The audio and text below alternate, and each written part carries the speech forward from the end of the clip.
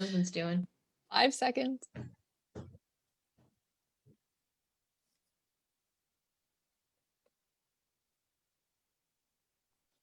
Hello, and welcome to the YSU Alumni and Friends Virtual Book Club. We're so glad you decided to read I Am Malala along with us. My name is Andrea, and I work at the Austin Town Library, and I also graduated from YSU in 2012 with a degree in English literature. Dr. Jackson, why don't you tell us a little bit about yourself? Good evening. My name is Dr. Krishana A. Jackson-Leftwich, and I am an associate professor at Youngstown State University in politics and international relations. I'm also the director of women and gender studies, and I would like to pass it to my colleague, Dr. Felbaum. Hi, I'm Dr. Amanda Felbaum, and I am a professor in the Department of Sociology, and I'm an affiliate faculty for Women's and Gender Studies, and I'm happy to be here. Hi, I'm Bridget. I work at the Tri-Lakes Library, and I'm also a YSU graduate. I graduated in 2019 with my master's in fine arts. And then we have Star, finally. Hi, I'm Star Jones. I'm a librarian at the Austin Library, and I'm glad to be here to talk about I Am Malala. The book follows the story of Malala Yousafzai, and she is a Pakistani female. It follows her life from her birth to her teen years. She was born in Pakistan in 1997 in an area called the Swat Valley. Her father is a teacher and ran schools and owned different schools throughout her life. He instills in his daughter a confidence and the importance of education for all, especially for girls. But then when she gets a little older, the Taliban tries to take control of her area in Pakistan. But both her father and Malala continue to speak out for education for boys and for girls. In 2012, when she was 15, Malala was riding a bus home from school when a couple of men stop her school bus, 2 Taliban soldiers, and one of them comes in the back of the bus and shoots Malala in the head point blank. The book follows the story of what happens after she is attacked. Thankfully, she does not die right away. She gets sent to the hospital where they do some surgery. When she gets hit, there is a British doctor or 2 that were there for some other reason, and they insist that her best chance to live is to get taken to England. So she gets taken to Birmingham, England, where they treat her, and she begins some rehabilitation on her face and her walking and all that stuff. Her family joins her in England, where they still live there today. They are unable to return to Pakistan because there's threats on her life as we speak. Malala and her father continue to speak out, and they formed an organization called the Malala Fund, which helps fund and work with local and international leaders to educate and empower girls throughout the world. Malala won the Nobel Peace Prize in 2014 at the age of 17. And that is her story. Andrea, do you want to start with your regular book club question? Yes, I wanted to know who liked the book and who didn't like the book, if anybody. I liked the book. I thought that it was slow in a few parts, but overall, I thought it was very interesting. I learned a lot about Pakistani culture that I didn't know before, and I thought that was very valuable. But things really got going once she was getting older, and you could see that transformation. I also enjoyed the book. I thought it started out a little slow, but I really enjoyed learning more about the different culture. I don't think I was aware how much the Taliban kind of took over Pakistan to the point where they had to relocate, and how influential they were in terms of with that government and how people kind of feared them. More than I really enjoyed learning. So it was very interesting. And then just reading about her journey and her love for education and what she was willing to do and how hard she was going to fight to get that education. And I also really liked how her father was just always supportive, even when she was born and she was not a boy. And he said, we're still going to throw rice. We're still going to celebrate. I thought that made me smile. Dr. Jackson, I agree that it did start out slow, but it occurred to me while reading it that to write a memoir when you're 17 or 18 years old, if I had written a memoir at that age, it would be very, very short. Yeah. It wasn't that interesting. Most teenagers aren't. So she's not writing so much about life experience, but about all the influences outside of it. And I think the point about her father is also really well taken. He's written a book called Let Her Fly, which I actually read first, and I'm not sure, I'd read it like last year because I like the title, but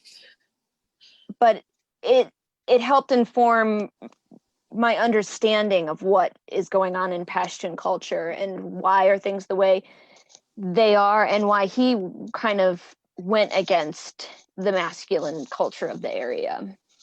So I appreciated that. We have some comments on Facebook already. Kimberly said that she liked what she read about halfway through, that the information about Pakistan is a lot to digest. I think that's probably why a lot of us maybe felt the beginning was slow, but if you think about not having that background knowledge and how crucial it was to the story, it's almost like you kind of had to get through all of that to kind of even put everything in context. Right. I would have had a lot of trouble understanding some of the decisions they make if she didn't give us the background like that. So I actually enjoyed the first part of it, but I also listened to it as an audiobook, which I think made it go a lot quicker than if I were reading it. So that helped. It did tie in. And I think when she started off with her being shot and then given the background, I was like, no way, like you can't leave with this and then take me back. Like I want to know what happens. But you're absolutely right. Just kind of hearing the history and where women's place was, and her mother, I had to actually look up when she kept referring to her mother living in Purda, and I was like, what is that?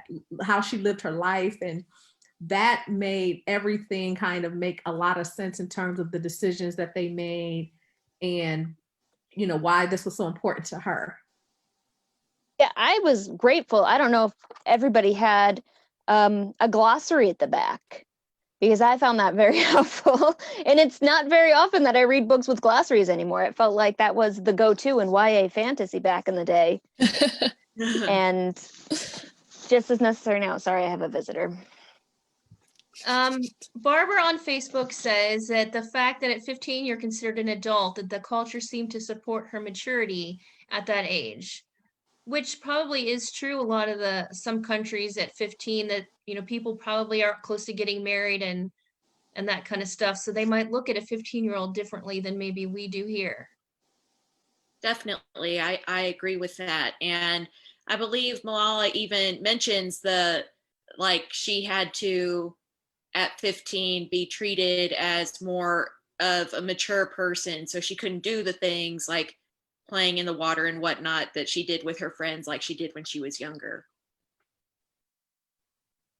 It almost seems to force growing up upon them earlier, which I don't know, I guess in that case is a good thing for her because she's able to handle things a little differently with a different attitude.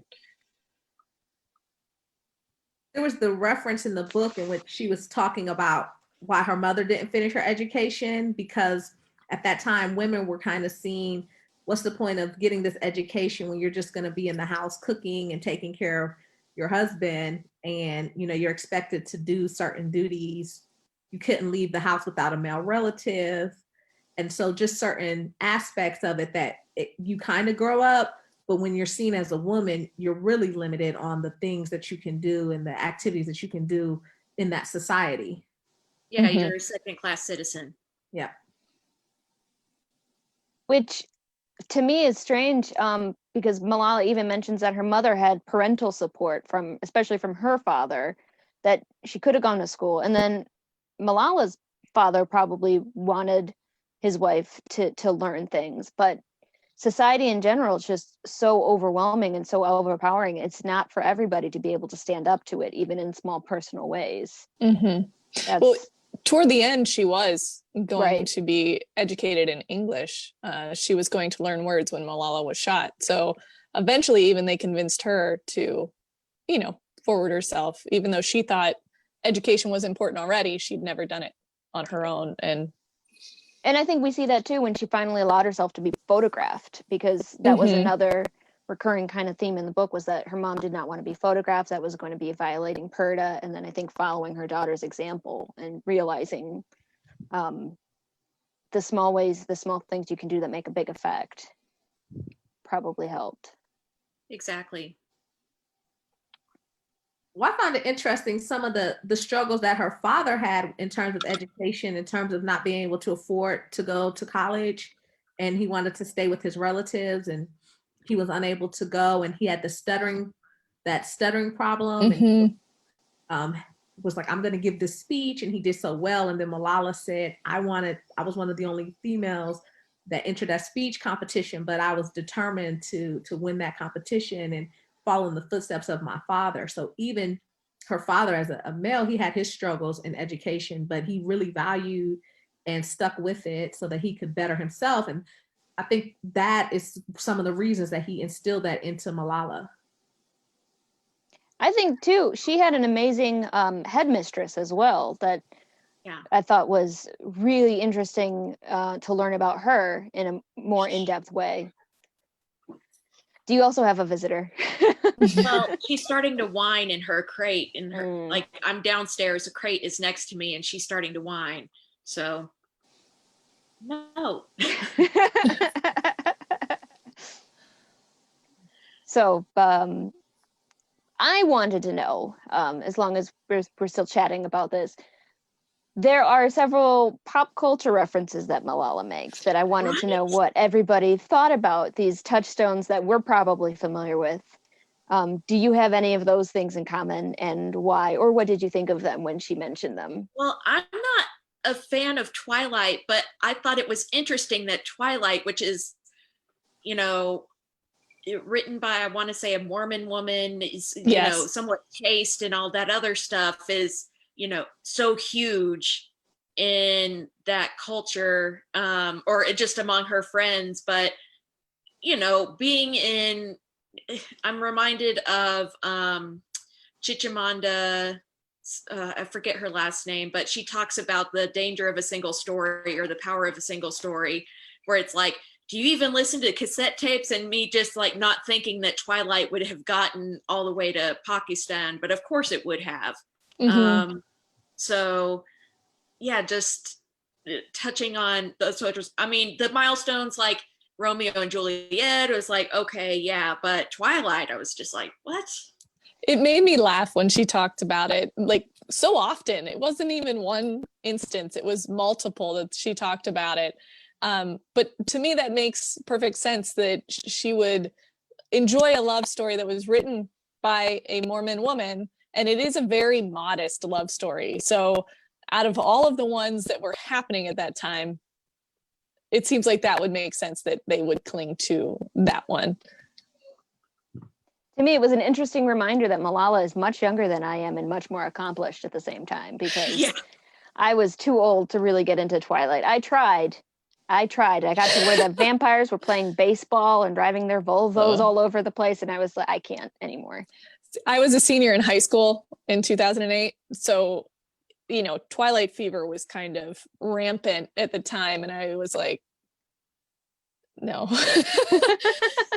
But I get it because I was there. It's weird. I didn't even think about the choice of pop culture references in a way.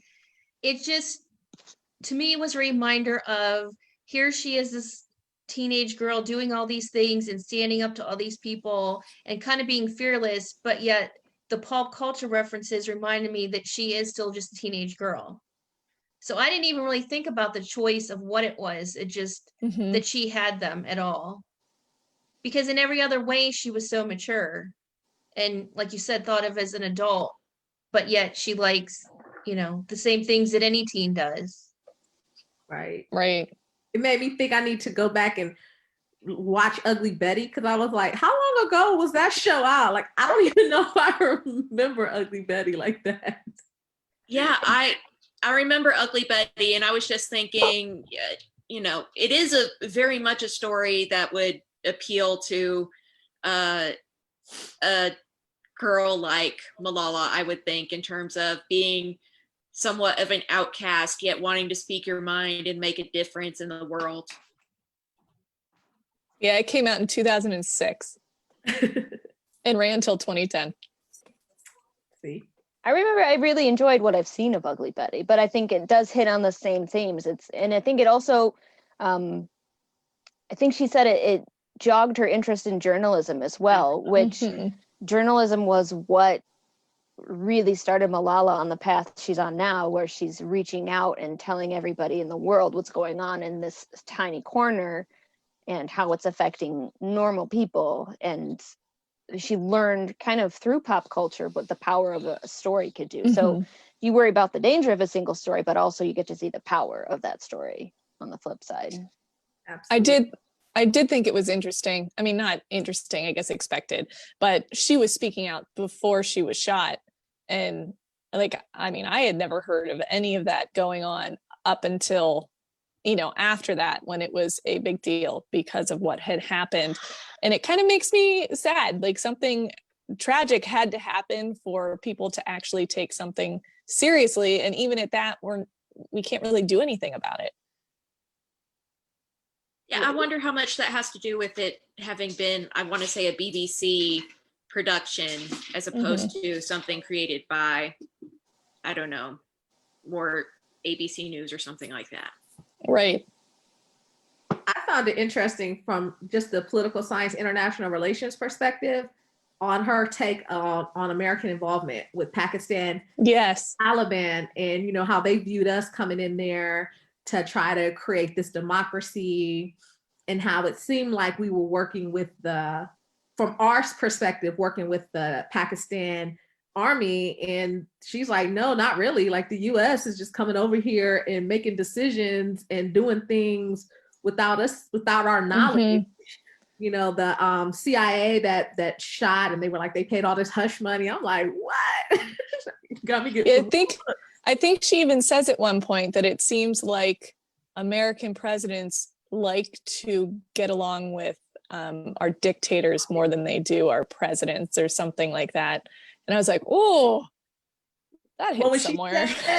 Yeah. What she said about the money that we gave to Pakistan or to the Taliban, like who we were actually dealing with, I was like, she has some like really valid points. But it's really interesting to hear it. We hear it from an American perspective, but to hear it from somebody else's perspective, it was really interesting. Right. I realized how little I knew about internal Pakistani politics, as well as our foreign policy and our foreign actions abroad. It's eye-opening, to say the least. Yeah, it's amazing the things that you think you have a grasp on and then really you weren't paying attention to. And it just shows that you really need to go out and seek information sometimes so that we have, the right perspective, I guess. I also think it's a good reminder that there is a huge distinction between devout Muslims and the Taliban. And I think a lot of people who aren't familiar with Islam don't understand that distinction at all. And I think that the way that the regular Muslims who are devout and go about their lives illustrate, what they stand for and how they live, and what a stark contrast that is to the extreme Taliban people. Right. I mean, it would be like judging all of Christianity based on what Westboro Baptist Church does, which Right. You wouldn't want to do that. So trying to judge all of Muslims based on what the actions of the Taliban is equally wrong. I was, one of the things I was surprised by in terms of the Taliban was just how they were able to change the environment so much in terms of taking down all those trees, and then the repercussions of the massive flooding that happened afterward.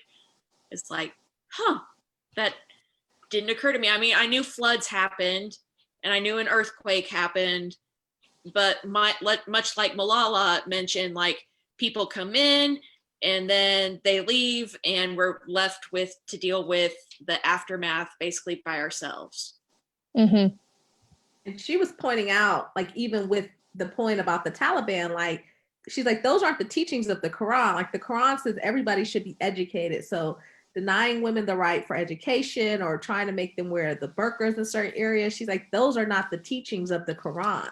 So, Mm-hmm. you know, the Taliban was this extremist group. And I, you know, I've made a few parallels. Maybe I shouldn't because it's debate and I don't want to get into politics. I'm a political scientist. To allowing somebody or some groups just to come in and kind of take over your government. And I think we have to be very careful as Americans that we can't allow one person to come in and overrun the democracy and fear monger. Because what happened was there were people in the Pakistan who didn't agree with the Taliban, but joined them because they were afraid that the Pakistani government could not protect them, Mm-hmm. and that they would have more protection being in the Taliban. And they let fear dictate and decide, and that's what gave this group power. And I think, you know, for any country that's a democracy, there can be a threat to democracy if you allow anybody to come in and not follow the rules of the democracy, not go through the laws and order. You know, it could put us all in jeopardy of fear, and then people out of fear do the wrong thing. I thought, and that fascinating the way that it happened as well, because Right. I mean, we have social media, we have Facebook, we have Twitter. They may have it now, but they didn't have access to it then. So when somebody decided to close their DVD shop because the Taliban was threatening them, they would take out an ad in the paper that said, "Hey, I've closed my DVD shop. Just, hey, I'm going to be a devout Muslim from now on, like the Taliban wants me to be. So please don't shoot me." Yeah, it was Because- interesting how much they were able to use religion to control people, because like she said at the start, they seem like very good guys. They came in, they were teaching the Quran, they were, you know, just preaching essentially. And for them, that was perfectly fine. And people started to respect them. And then they started slowly twisting what they were saying to make it what they wanted it to be. And it's just amazing how much you can dictate what someone does based on the religion that you are pushing at them, I guess, because they believe it. So they're like, well, I guess this is the right way to interpret it. Right. Was it really, or was it more fear?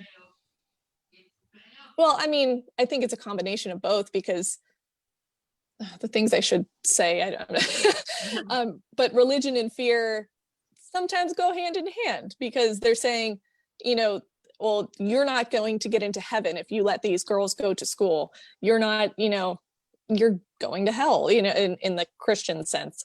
Like, what is that but religion and fear controlling a person? So, well, in fear, in the sense that the Taliban were overly committed, right? So like they had suicide bombers. So are you that dedicated? I remember when we first were talking about like having a war on terror, I said, you know, we have people in our military that want to come home.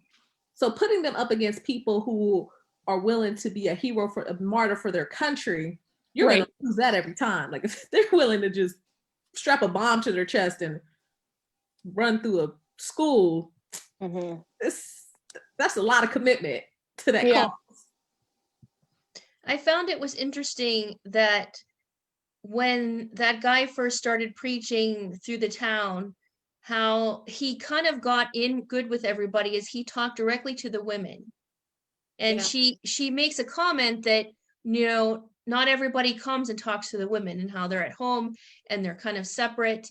And with these women who are at home, who didn't get an education, who don't really go out and don't discuss things like this with other people, and then here's this guy coming in and is saying, "Hey, I'm talking to you directly, you women, I'm talking to you," and kind of strokes their egos and gives them attention. And then slowly says, you know, if you get your name mentioned by this guy, then that's great. You know, they're so excited. And like you said, part of that, is it because they were isolated, or is it because a lot of those women weren't educated at all? And so they didn't have the knowledge and the background to see what was going on, maybe until it was too late. If you don't educate the girls or even the boys and don't let people go to school, it's so much easier to control people because they don't know. Right. How can you interpret something for yourself if you're not if you can't read. If you Right. can't read, then how are you supposed to make a decision for yourself? So stopping education for everybody is perpetuating the power that you have over them. Yes, because then Yeah. they can make the decisions. And if I can't read it, I'll just read it to you, Mhm. interpret it for you. And I see that problem a lot with people around me nowadays when people just read the headline and then the comments, whether it's something that appears on Facebook or Reddit or Twitter. You're not reading the actual content. You're relying on someone else to perform that analysis for you. You're finding out what other people think before you've even given yourself a chance to think about. Mhm. Or taking a meme seriously and not either taking the time to do the investigation behind it, or just not knowing what sources to go to double check things, and just being like, oh, well, I read it on the internet, therefore it must be true. It's like, no, that doesn't really work. You Yeah. need to check And it a couple of different times. It's challenging for us because, people I know, my peers, people I might admire and respect, they don't have the same sorts of challenges that Malala and her family and yeah. friends face. But you still see it happen, that people get isolated and they don't get educated, and they kind of fall into these patterns of thinking, of letting other people do the heavy lifting of critical thinking for them. And whether or not that's something they can recognize and change, or whether it was something they were never educated to do in the first place, it's sometimes infuriating. But to see that it's happening, they're actively suppressing that and working for that in the Swat Valley during Malala's childhood and adolescence is another kind of infuriating. Mm-hmm. Yeah, I mean, I think like the whole internet issue where people are sharing stuff that they aren't looking at and looking at the, doing research on it. That's the reason we have conspiracy theories running so rampant. Well, Malala even says that conspiracy theories over there, are everywhere. Everything that happened, even the fact that she got shot was debated. And, they said her dad shot her and was faking it all just to get out of the country. They said that she wasn't actually shot and she was just, making a fuss. And it's just interesting because that education and conspiracy theories, like they go hand in hand. If you're not looking into things, you're going to have more conspiracy theories. Exactly. Yeah. Even So, Osama bin Laden, when they said that the U.S. had left his body over there for years, and then they came in and found him. But right, there were a bunch of them that they had mentioned. Yeah, but when she was saying like she was like, he's been living in our village for 10 years. He was sending his kids to our school, like he was just under our nose, and nobody was, aware of anything. Well, it's kind of interesting. But at the same time let's see, the time period that he was there, that was the same time that the Taliban was around, right? So maybe people weren't paying attention, but the fact that the government didn't know, I mean, come on. Well, I think she kind of implies that she doesn't feel it's that plausible that nobody knew he was there. Okay. Yeah, That's how I took it.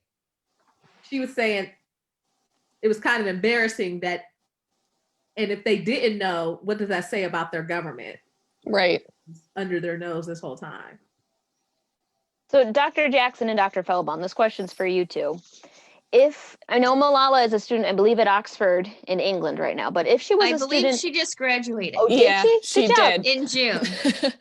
All right. So she didn't have to deal with the Zoom online classes as much, probably.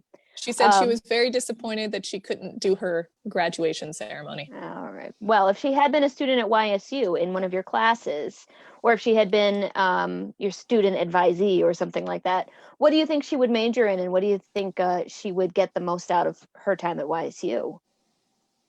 What would you push her towards, you think? Politics. I mean, I would like to say sociology, of course, but I imagine it would probably be something like political and international relations.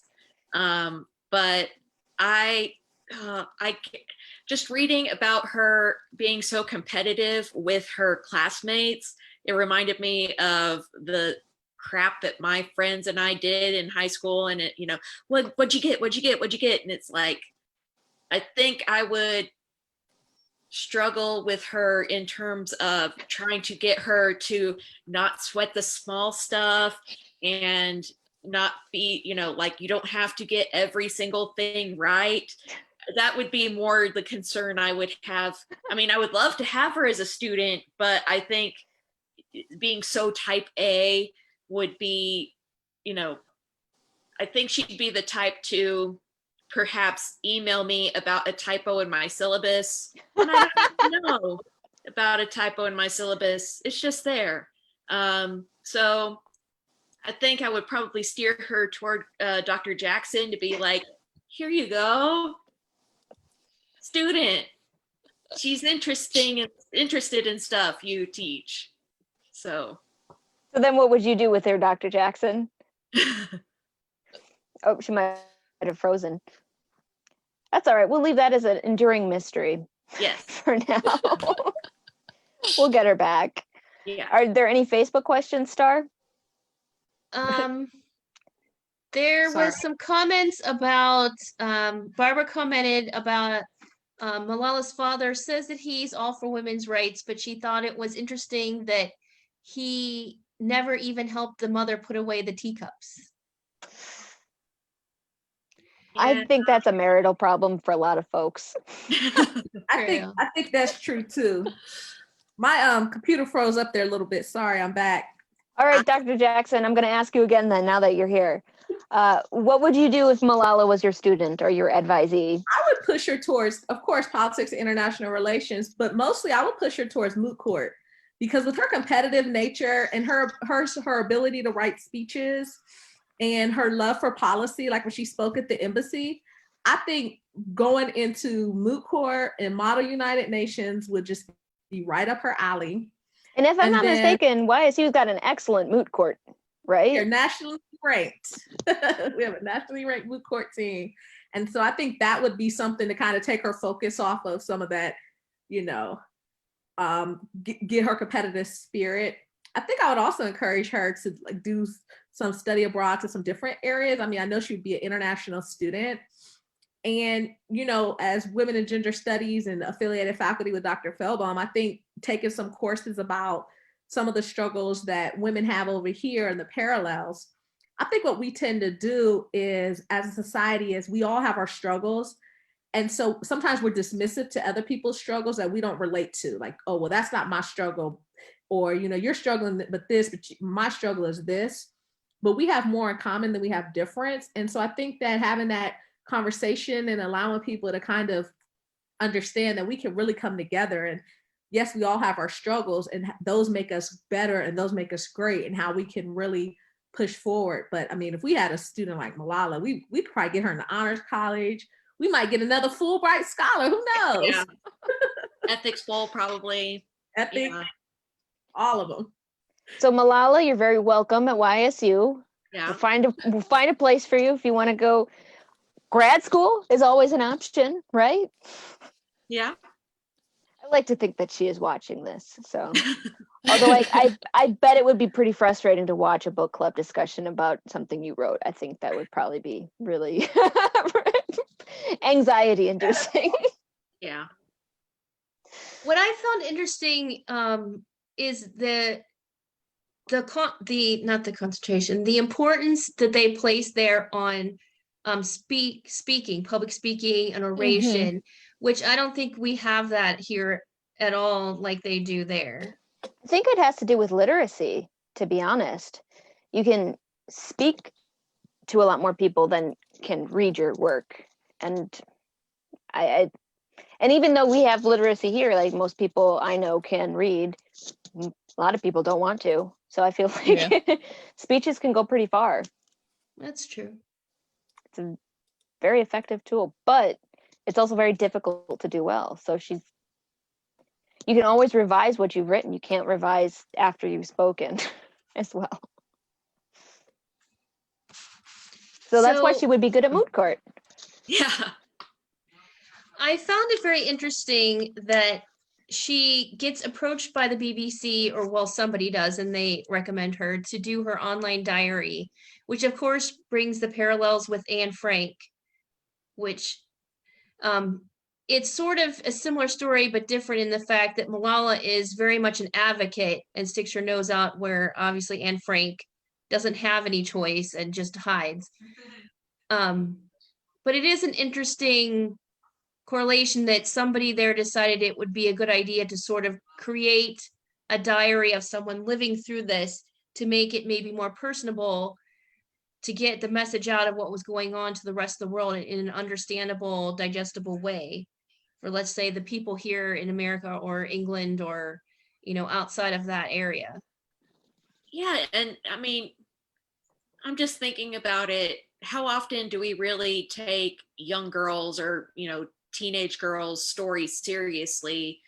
How often do they get to serve as advocates for their own education or their lives in general? We generally dismiss adolescent girls and their thoughts and feelings. It's just fluff. But I mean, I don't know that I would have been a good advocate for what I believed in as a teenager, but that was placing a lot of faith in what she did. And I don't know that there's anyone else doing a similar thing, though I would be interested to know, the story of a teenage girl facing any sort of adversity like that. Does that make sense? Mm-hmm. What do you think, if we compared Malala to Greta Thunberg, the climate activist? Yes, I can't, whatever. But what do you think if we compared the two of them? Because I guess I don't know enough, how much from us, how much flack has Malala gotten for doing what she is doing? Whereas with Greta, I feel like people attack her constantly. What is the difference between those two, I guess? I have a theory. I have a theory.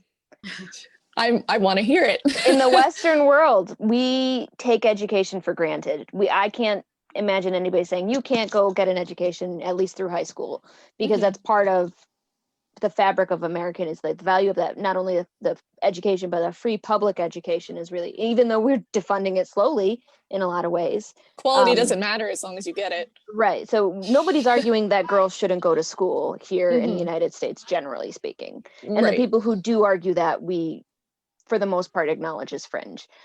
And that's not the same case for climate advocacy. So true. That's still a much more controversial topic. So that's why we see Greta Thunberg get a lot more flack. Right. And also, I think it's like something so simple as education, whereas, as you were pointing out, global warming, climate change has a lot more pieces to it than reading. One has a solution and one has many, many complex solutions that no one can agree on. And over here, of course, we're still arguing if climate change even exists, depending on what political party or what part of the spectrum. But I would say that education over here is a little challenging, though, because if you're from a certain racial background, there has been a fight to get access to education, to get access to quality education, to get access to teachers. There's still huge disparities based off of race and socioeconomic status that, we take for granted. I remember just hearing a book about a poem about, I forgot my pencil. I don't know if you heard it. The little boy said, I woke myself up because I didn't have an alarm clock. I got me and my brother dressed. We got our clothes out the dirty clothes because we didn't have any clean clothes. We walked to school. We got to school on time, but I got yelled at because I didn't have a pencil. And, for me, I think that, it is a challenge because, I have an African-American son, I'm an African-American woman, and I want my son to have a quality education. But there are still some places where I go where I have to fight with teachers who see him before they see what he can do, and they prejudge him. And I mean, even for myself, I went to high school, I had honors English, and they put me in these remedial classes, and we had to go and fight the counselor. And I mean, that's always been, a struggle. And so while we do have access to education, I think we have to fight for that. I mean, at Youngstown State, we're not graduating our students of color nearly as much as we should. So while we have it, I think some people do take it for granted over here. And I think that others are still struggling to maintain or to get that education or the educational quality that should be promised to everybody, but is still in 2020 only given to some. Right. It And seems to be failing. Building off of that, we also put the responsibility on Black and brown folks, especially Black and brown girls like Malala, to save their respective countries through education, that we don't put that sort of responsibility on white folks, especially white girls. It's like, my education was not, my being educated is not like, oh, well, then I'm expected to, start a business and save my country and have to make all the decisions for it because I got that education. It was just like, oh, you got your education. Okay, well, next step. Whereas we put this responsibility because it's like, oh, you had to fight so hard to get an education, therefore you need to save the countries from getting that. Yeah, you need to make it. Yeah, you need to make it worth it that you were able to get it. Right. Exactly. Yeah, and in the meantime, here we have people who brag about never reading a book after high school. Like, right. And my education only gets me so far, right? Like it doesn't earn me more money. It doesn't put me higher up on the economic status. It won't get me on CEO boards. Like there's still a glass ceiling. Like I can have a PhD, but in terms of, where my advancement will be, what my income will be, there are still limits in terms of how far that education will get me. Yet there's still, lots of swaths of the country depending on Black women to save us. Star, did you want to weigh in? I was just going to say, Kimberly on Facebook says that there's people that have so many other struggles just to get through the day that education isn't the first on the list. Making sure basic needs are met for all kids is the first step to everyone having a chance at furthering education.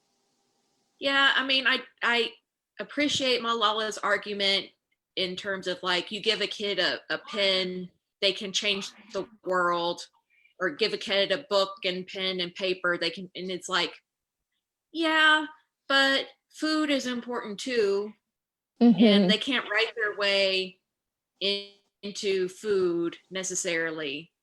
So yeah, there were a lot of times that she was speaking with like dignitaries and whatnot, and she would ask them about girls' education, like, what are you going to do to address this problem? And I remember that, I can't remember who she was talking to, but he said, your area has a lot of issues right now. Like there's a lot that you guys need help with. And, I think she's making a really good point fighting to get education, but at the same time, like, yeah, the people in charge are trying to get people food and, shelter and things just to help people live. Yeah. So I think there is definitely a hierarchy of needs.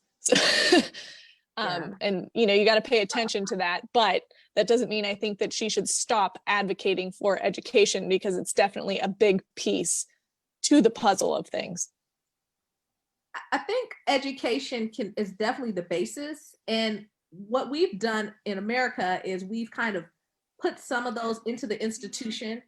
So I know with the virtual schools, a lot of people were concerned about the school districts that offer free lunch and free breakfast and offer social services to students, that they wouldn't be able to access those from being at home. And so I think that part of having an institution or an educational model is to try to address some of those challenges. I live in Akron, and LeBron James has the I Promise School. And the one thing that I admire about that school is that he reached, instead of going for a charter school for the high achieving children, like a lot of people want to start schools for, his school is for at-risk youth. It's based off of an Akron Public School model, so it's not like separate. All Akron Public School kids they get free lunch, they get free breakfast. He has a food pantry, his school has also offers GED training for the parents. He has a food pantry, and now he just opened a whole I Promise village for homeless families and transitional families in housing. And so here's a model based off of a public school system to kind of address all these other needs. Because every time he would do something, first he just had the I Promise kids, and they'll never go to college. So then he partnered with Akron and Kent. And then they were like, well, what about parents that can't help with education? So then he offers, every time they said, do this. And I think that education is key, but also the institutions that we send our kids to, if they could help to provide some of these basic needs and trainings, you know, even if Pakistan, if they, I mean, I'm not sure their structure, but looking into what are the needs and what could those institutions do to help meet those basic needs. Would love to see LeBron James and Malala Yousafzai in the same room and see what they talk about. I would love to be a fly on the wall for that. About the NBA finals, we should have some time. That'd be fantastic. It is 7:45. Does anybody have any final thoughts before we start wrapping this up? Because I want to be respectful of everybody's time. I would like to ask everyone, as a parent, could you encourage your child to speak out and put them in harm's way? Or could you yourself be that brave? I don't think I could do either. I would be like, let's just shut up and stay inside, because this is not the time to be opening our mouths and endangering our family. And like I said, even, you know, her as a 15-year-old, I feel like is more of an adult than I am. Like, she just has a great perspective on, well, I mean, at least a strong perspective, you know, and she knows what she wants to do. And I didn't. As a 15-year-old, there's no way that I would, you know, make a fuss about any of it, I guess. I mean, I loved school, but no. The answer is no. I only have hypothetical children, but I also have a lot of privilege insulating me. So I don't think I fully understand what it is to live in danger or in fear of your life. So I would probably, in an idealistic way, encourage everybody to do whatever they could to affect change in their situation. But I also can walk in my neighborhood without fear. I can walk in the neighborhood alone at all times of the day, and I can wear almost anything I want without repercussion. So those are all factors into what I think I can do, and what I end up doing is very different. But I can only imagine the kinds of situations that they have to deal with. I mean, knowing that there's machine gun nests on top of houses, that would shut me up real quick. Yeah. Dr. Jackson? This is hard, because I remember hearing a quote that said, if you're not willing to die for something, you haven't really lived. Right. And I grew up with a grandfather who was in the civil rights movement in Youngstown, whose house was bombed. He got the first Black firefighter hired in the city of Youngstown, first Black person on the school board. I have one child, a 7-year-old son, and he's my only child. And his life means the world to me. But I also know that it's not about your quantity, it's about your quality of life. And so if we have to continue to fight for civil rights or equal rights so that he can live a quality of life, so that I don't have to continue to give him the talk of how he can walk down the street and where he can go, and tell him that, you know, you don't get to play with toy guns in the park, honey, because the cops will shoot you in 2 seconds like Tamir Rice, you know, then that's my reality. Is I live for fear for my child's life every single day. So if he wanted to speak out, I would be proud of that. And if our greatest leaders were gunned down, right? Martin Luther King was shot dead. Malcolm X was shot dead, you know? So, and they've got statues and everything. And so if he's fighting for a cause so that somebody else can to be great, I was taught somebody has to fight that fight, and I'm not really the one to be quiet. So I would encourage it. I would be fearful. I'll be out there with them, because, you know, this is the world, this is our reality, and this is the world I brought them into. And so we're here to try to make it better. And Dr. Feldbaum? I could see myself doing more writing that was gonna rile people or instigate problems that way, but I can't see myself necessarily taking to the front lines, like leading a cause. Yet I would definitely be behind Clayton and Krishana if they took up a cause. You would be So there. that's, I don't That's a have good point. It would be Star. easier to be behind the lines. Star, would you answer your own question? I think I would like to say that I would stand up and let my voice be heard, but I'm going to be honest, I don't know what I would do unless I was in that situation. As far as my children, I would probably more likely do it myself. I would worry too much about them doing it, honestly. Barbara on Facebook says that she said that they were very deep in their faith, so they deeply prayed for protection and believed. So the danger was something that they just accepted on their faith, which is true. Actually, that relates to one of the quotes in the book that stuck with me the most that she said, and it was after she was receiving threats from the Taliban that they were going to kill her.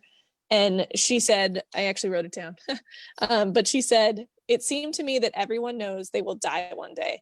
My feeling was nobody can stop death. It doesn't matter if it comes from a Talib or from cancer. So I should do whatever I want to do." And to me, that's a fantastic way to look at life. And it's a way that I haven't completely grasped. You know, like as a 30-year-old, that's a hard thing to just accept and go with, and just know this is what I'm meant to do and this is what I need to say no matter what. It really kind of highlights your place in the universe in a way that it's uncomfortable to think about sometimes. Right. She said she would do it again. Yeah. Strong woman.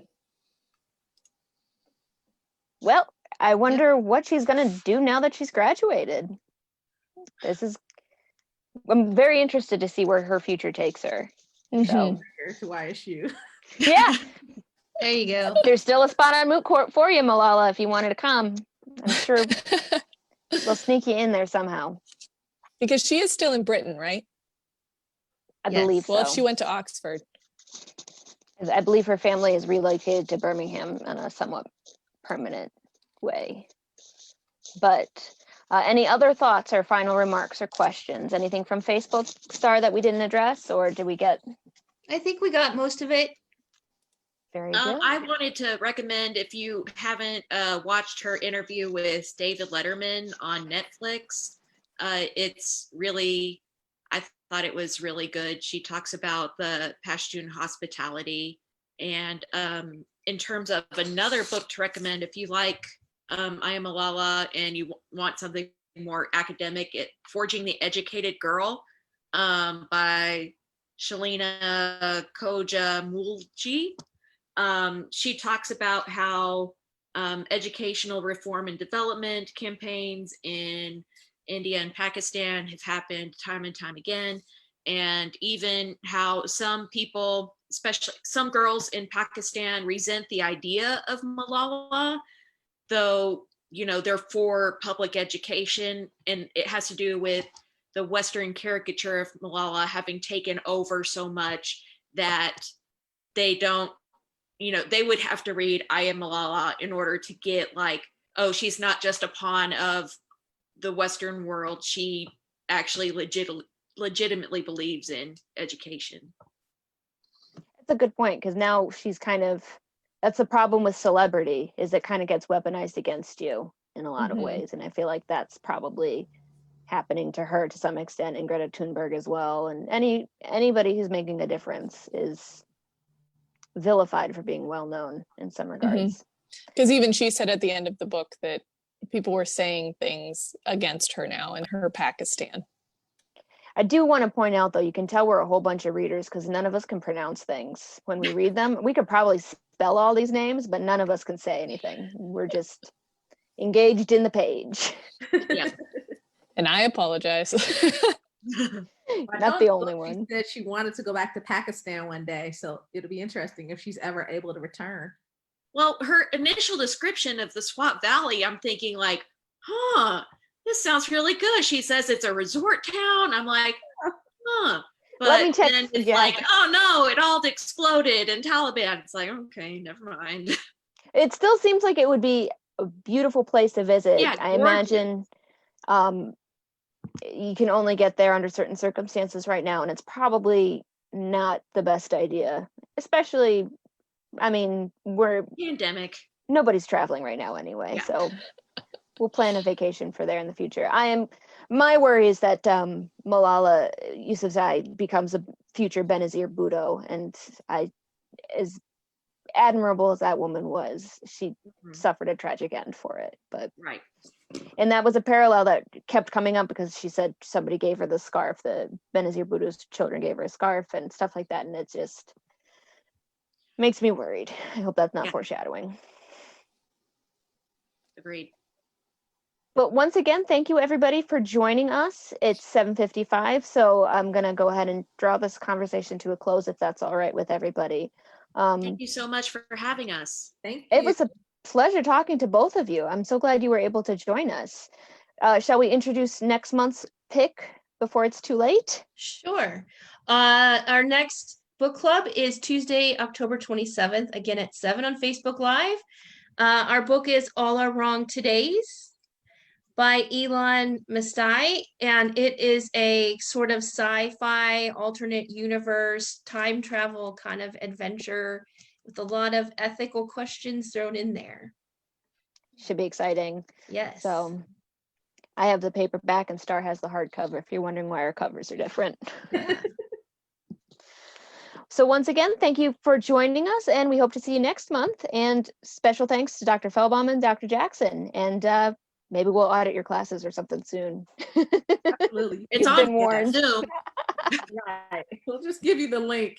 Yeah. Shall we do the Bye. wave at the end of every Zoom meeting?